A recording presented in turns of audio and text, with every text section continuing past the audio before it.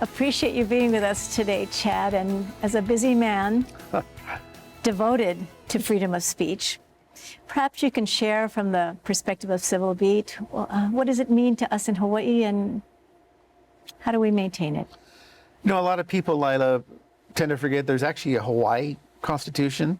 It is secondary to the federal Constitution, but it's not word for word either. And some parts of the Bill of Rights are actually a little stronger than they are compared to the federal version, particularly when it comes to privacy.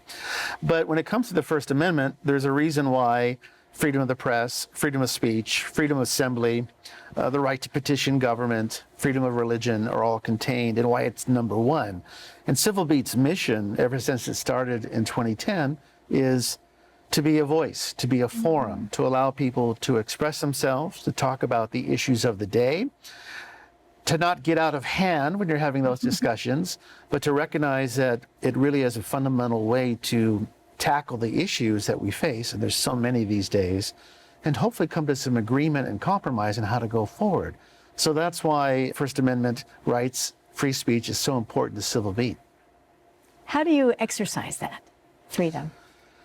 Well, it's a day-to-day, sometimes hour by hour, sometimes a minute by minute task, and we're always reevaluating what we're doing.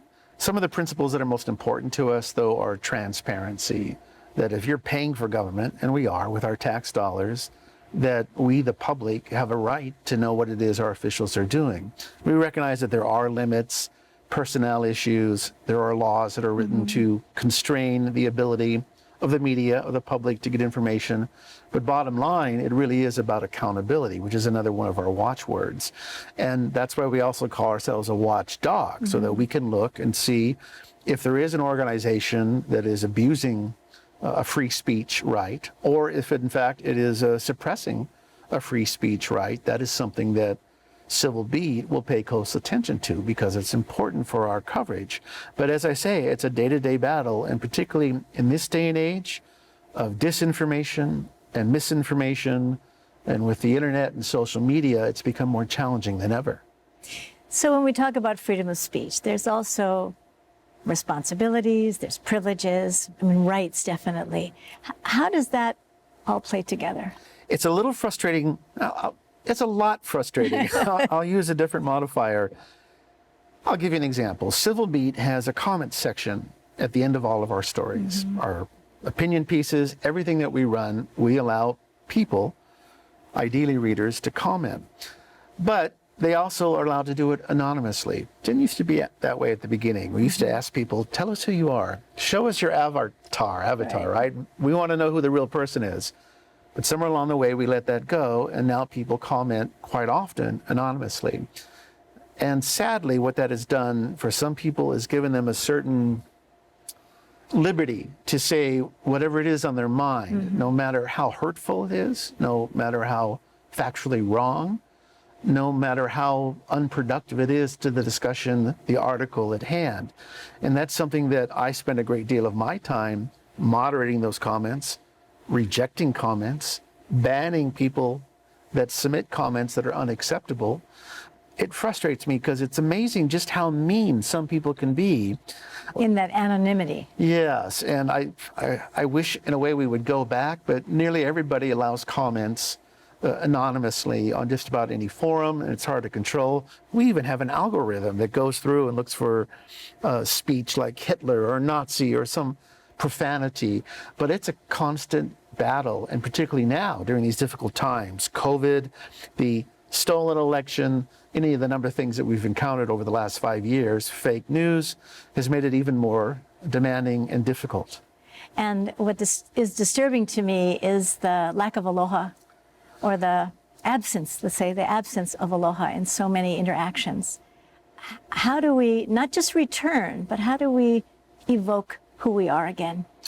If I knew that, I could retire right now, Lila, and just, spend my day sitting on the beach, hanging out. But the word aloha has been misused by many of these organizations. The word pono, you'll see groups that purport to be about free speech, but in many ways, what these people want to do is they want to be about their free speech and not about yours. It's hard to do, but you really have to stop and listen to what they say, internalize their ideas, speak back to them, and to seek some sort of common ground.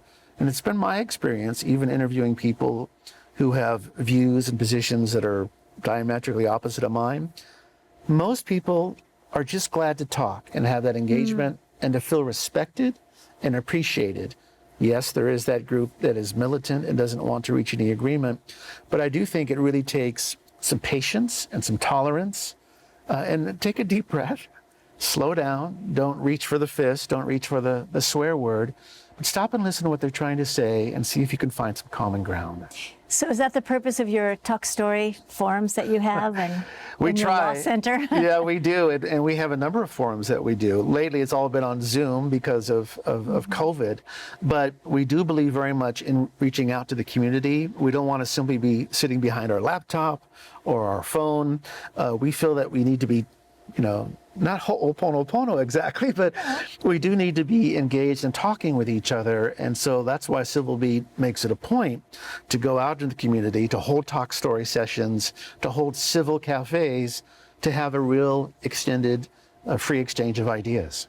And actually what you're talking about as we wrap up our conversation for today is ha.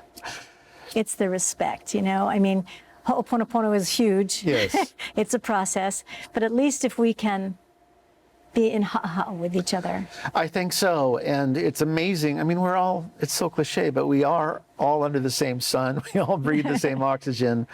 We all face the same struggles on these planets together. So is there a way that we can stop, listen, breathe, and try and appreciate each other? I think that will solve most, perhaps not all, but most of our problems, and I would certainly endorse that approach.